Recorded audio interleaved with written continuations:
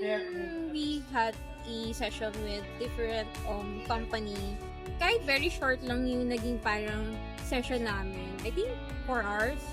Ang daming natutunan namin na dami namin share sa kanila kasi nakita nila na very effective yung naging yung The Mind Hub namin kasi share namin lahat ng experiences namin, then nakita rin nila kung how we grow. So yun, very short lang pero at least we know na marami silang natutunan sa course.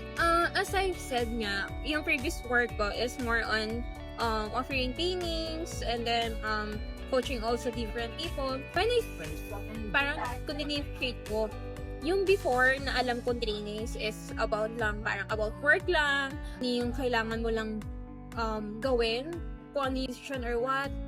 Pero nung nandun na ako sa The Mind Hub, or binigyan na niya kami ng ideas, mas lumalim yung alam ko, or yung ideas about how the work should be. Lagi ko sinishare sa kanila na sa mga tao na kilala ko na kung siguro atin ka sa program na to, may mas okay na matututunan ka, mas deep yung matututunan mo, and then you know how things be easily.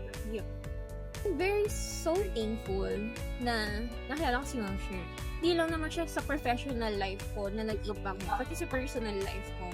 With my husband, especially with my family also. Kasi may mga natutunan ko, hindi ko lang din naman siya dinala sa sarili ko. Shinare ko rin naman din sa ibang tao. Hopefully, once you know the Mind Hub, when you join the Mind Hub, mag-enjoy ka kasi hindi lang yun yung matutunan. Maraming. Not just professional, but also your personal life.